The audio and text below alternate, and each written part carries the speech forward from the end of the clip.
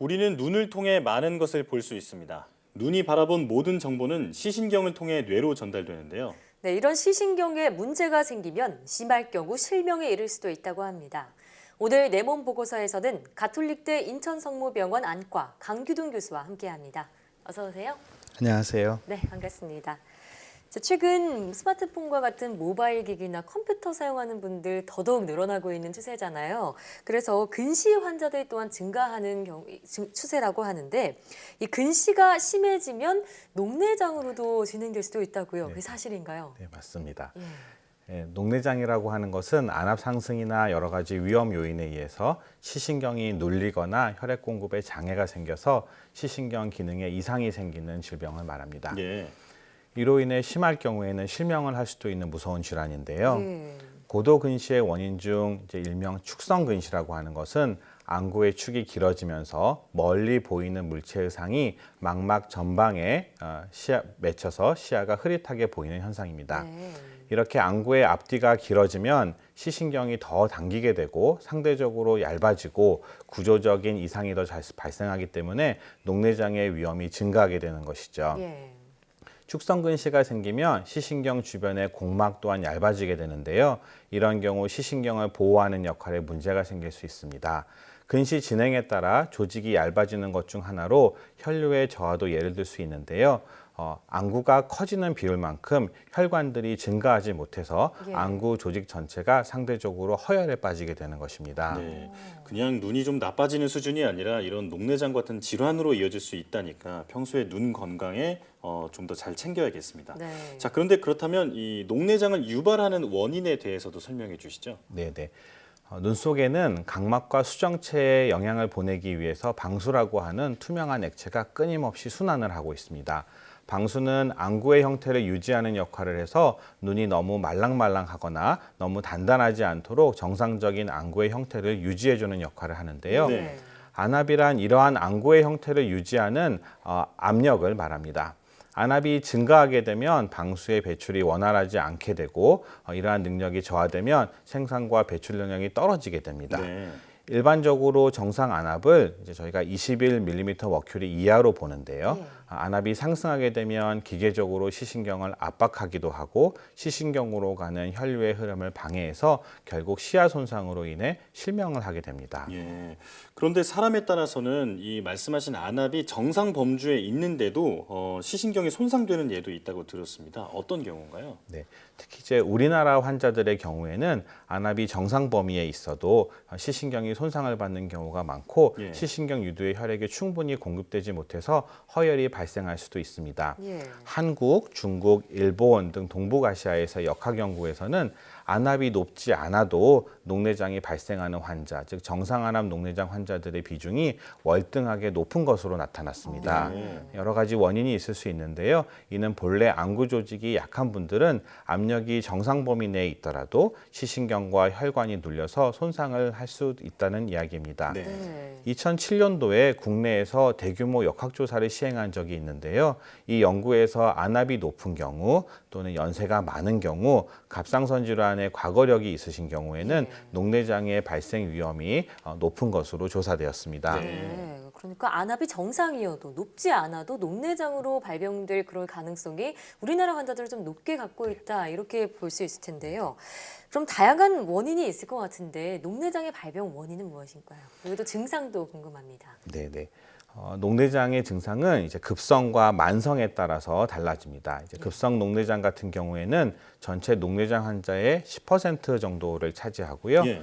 안압이 갑자기 올라가면서 시력의 감소, 두통 등의 증상을 유발하게 됩니다. 급성 녹내장 환자분들은 이러한 불편함 때문에 일반적으로 응급실이나 병원을 찾아오시는 경우가 많은데요. 병원을 찾아 제대로 된 치료가 이루어지면 다행이지만 대부분의 만성 녹내장은 시신경이 서서히 손상되므로 특별한 자각 증상을 느끼지 못하다가 말기에 이르러서야 시야장애 및 시력저하의 증상이 나타납니다. 예. 만성 녹내장의 가장 무서운 점이 증상이 없거나 모호하다는 것인데요. 흔히 녹내장의 증상으로 알려진 시야장애는 모호한 흐려짐으로부터 시작합니다. 네. 시야가 모호하게 흐려지더라도 우리의 뇌는 이에 적응하여 시야가 흐려졌다는 것을 인식하기가 무척 어렵습니다. 아, 예. 예를 들면 안경을 쓰신 분들은 안경테가 시야를 방해하더라도 불편함을 느끼실 수 없는데요. 네. 이것은 우리의 뇌가 적응되어서 불편함을 못 느끼는 것입니다. 마찬가지로 녹내장으로 인한 시야 손상도 시야 주변에 나타나는 경우가 많아서 우리의 뇌가 인식하기가 어렵습니다. 네. 자, 눈에 조금이라도 이상이 있다고 하면 일단 병원을 찾아서 여러 가지 검진을 받는 게 중요하겠다는 생각이 드는데요. 자, 그런데 이 녹내장 중에서도 그 조금 전에 설명해 주셨던 방수의 통로가 열리고 닫히는 것에 따라서 그 구분을 할 수 있다고 들었습니다. 어떤 종류가 있는 건가요? 말씀하신 것처럼 녹내장은 전방각의 개방 유무에 따라서 개방각 녹내장 그리고 폐쇄각 녹내장으로 구분할 수 있습니다. 네. 여기서 전방각이라고 하는 것은 각막의 후면과 홍채의 전면이 이루는 각으로 영양분을 공급하는 방수가 빠져나가는 통로를 말합니다.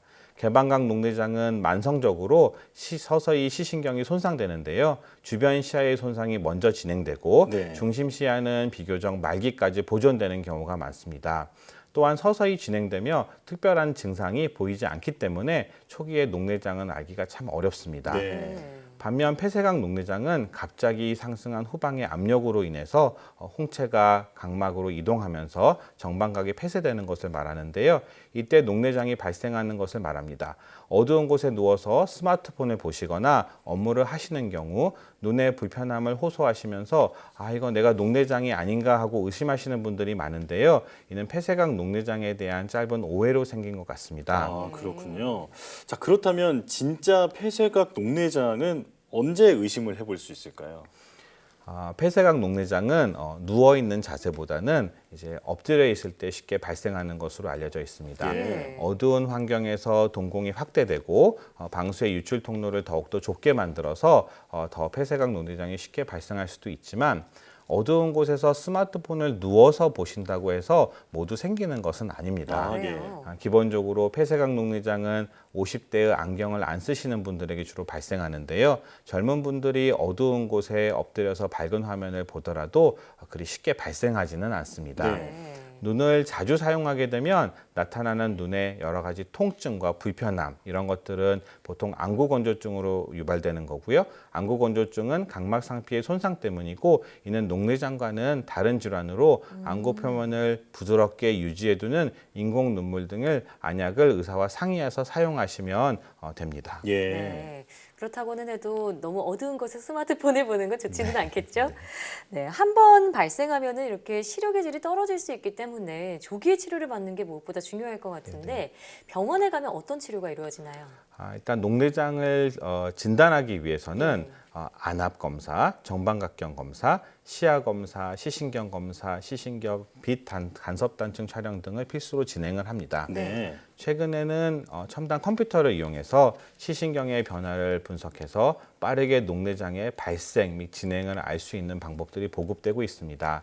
일단 녹내장을 진단받으면 안압의 상승으로 인해 시신경의 손상이 진행되고 있기 때문에 안압을 낮추는 조치를 취하게 됩니다. 예. 안압을 낮추는 방법으로는 안약과 먹는 약을 병행하기도 하는데요.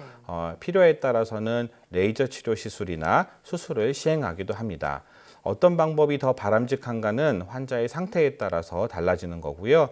녹내장은 평생 가는 질환이기 때문에 가장 중요한 것은 첫째가 정확한 진단입니다.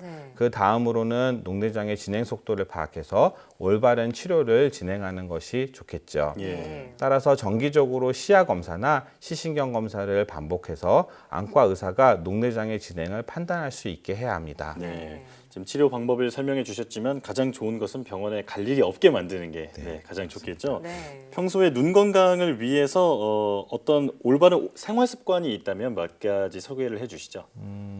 녹내장의 병인으로 가장 중요한 것은 앞서 말씀드렸던 것처럼 피가 잘 안 통하는 것, 즉 허혈입니다. 따라서 혈액순환을 좋게 하는 것이 녹내장의 예방과 진행 속도를 조절하는 데 있어서 아주 큰 도움이 되고요. 네. 한 연구에 따르면 일주일에 10시간 이상을 운동하는 군이 3시간 이하로 운동하는 군에 비해서 녹내장의 진행과 발생이 현격하게 떨어지더라 이런 보고도 있습니다. 또 이제 담배는 전신 혈관 수축제로 눈을 포함한 모든 신체 부위의 혈관을 수축시키기 때문에 반드시 금연을 하시는 것이 중요합니다. 네. 또 최근에는 카페인이 안압을 상승시킬 수 있다는 연구 결과도 계속 보고되고 있어서요. 카페인의 섭취를 줄이시는 것도 좋습니다. 이처럼 건강한 생활을 유지하시고 정기적으로 안과 검진을 병행하신다면 녹내장이 더는 무서운 병이 아닌 극복 가능한 질환으로 자리 잡을 것으로 생각됩니다. 네. 운동을 하는 게 눈 건강에도 도움이 되는군요. 네네. 요즘 젊은 층 녹내장 환자도 늘고 있는 추세라고 하는데요. 1년에 한 번 정도는 정기적인 안과 검진을 받는 게 좋겠다는 생각이 듭니다. 오늘 말씀 잘 들었습니다. 네, 감사합니다.